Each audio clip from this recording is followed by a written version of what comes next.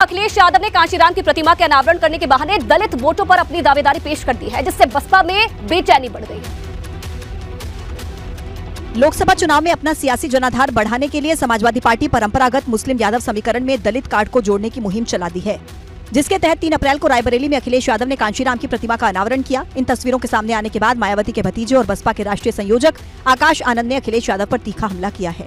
ये सपा वाले मान्यवर साहब की प्रतिमा का अनावरण क्यों कर रहे हैं? ये इसलिए कर रहे हैं क्योंकि इन्हें पता है कि सत्ता की मास्टर चाबी बहन जी के हाथ में जा रही है। चौकन्ना रहिए साथियों, मान्यवर साहब ने पहले ही ऐसी ताकतों से सतर्क रहने को कहा है। आकाश आनंद यही नहीं रुके, अपने अगले ट्वीट में उन्होंने सपा राज में जिलों के नाम बदले जाने का मुद्दा उठाया और अखिलेश यादव पर बहुजन महापुरुषों के अपमान का आरोप लगाया। दलित वोटों पर ताजा खींचतान, दलितों पर समाजवादी पार्टी की दावेदारी जताए जाने के बाद शुरू हुई है। बसपा संस्थापक कांशीराम की प्रतिमा का अनावरण का आयोजन सपा नेता स्वामी प्रसाद मौर्य ने किया था। स्वामी प्रसाद को सपा ने कांशीराम के शिष्य के तौर पर प्रचारित किया है, जिन्होंने अपना सियासी सफर उनके दौर में ही किया था। निकाय चुनाव ने अपने संविधान में भी संशोधन किया था। सपा का मानना है कि अम्बेडकरवादी विचारधारा और लोहियावादी विचारधारा में काफी समानता है। श्री मुलायम सिंह यादव, जिन्हें हम नेताजी कहते हैं, नेताजी और कांशीराम के विचारों में बहुत साम्य था और मुझे फक्र है कहते हुए कि कांशीराम जी को मुलायम सिंह यादव ने सबसे पहले इटावा लोकसभा में भेजा था। यूपी में दलितों के अंदर जाटवों की आबादी ज्यादा है, इसलिए सपा गैर जाटव दलित वोट बैंक को लुभाने की कोशिश में लगी हुई है। इसी वोट बैंक पर भाजपा की भी नजर है। वो न पिछड़ों के हितचिंतक है, न दलितों के हितचिंतक है।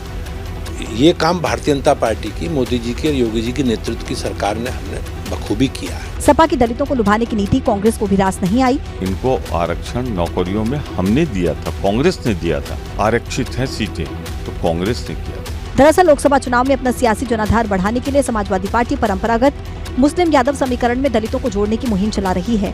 सपा राम मनोहर लोहिया और चौधरी चरण सिंह के साथ ही बाबा साहब भीमराव अंबेडकर को तो पहले ही शामिल कर चुकी है।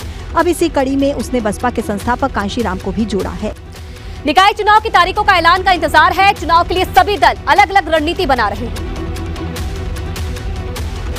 भाजपा मेगा प्लान के तहत काम कर रही है। बूथ स्तर पर भाजपा रणनीति बनाने में जुटी है। भाजपा ने निगमों के साथ साथ नगरपालिका, नगर पंचायतें जीतने का लक्ष्य भी रखा है।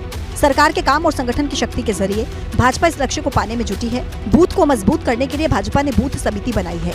बूथ समिति में 1388 लोगों का चयन हुआ है, जो घर घर पहुंचकर सरकार की योजनाओं से लोगों को अवगत करवाएंगे, साथ ही सरकारी योजनाओं का लाभ भी दिलवाएंगे। वाराणसी में 100 वार्ड्स हैं, जिनमें 1328 बूथ पर भाजपा ने बूथ समिति का गठन किया है। क्योंकि हमारे पास कार्यकर्ताओं का एक बड़ा रेला है, अंबार है। हमारे कार्यकर्ता भारतीय जनता पार्टी की विचारधारा से प्रभावित होकर हमारे साथ काम कर रहे हैं। निरंतर विकास की योजनाओं को आम जनमानस तक पहुंचा रहे हैं। निकाय के रण में भाजपा और सपा का सीधा मुकाबला है, लिहाजा सपा का दावा है कि निकाय चुनाव पूरी मजबूती के साथ लड़ा जाएगा। राष्ट्रीय अध्यक्ष जी जिलों के और उन क्षेत्रों के महत्वपूर्ण नेताओं से सलाह मशवरा करके कोई डायरेक्शन देंगे, उसके हिसाब से समाजवादी पार्टी मजबूती से लड़ेगी। निकाय चुनाव के लिए आरक्षण का ऐलान हो चुका है।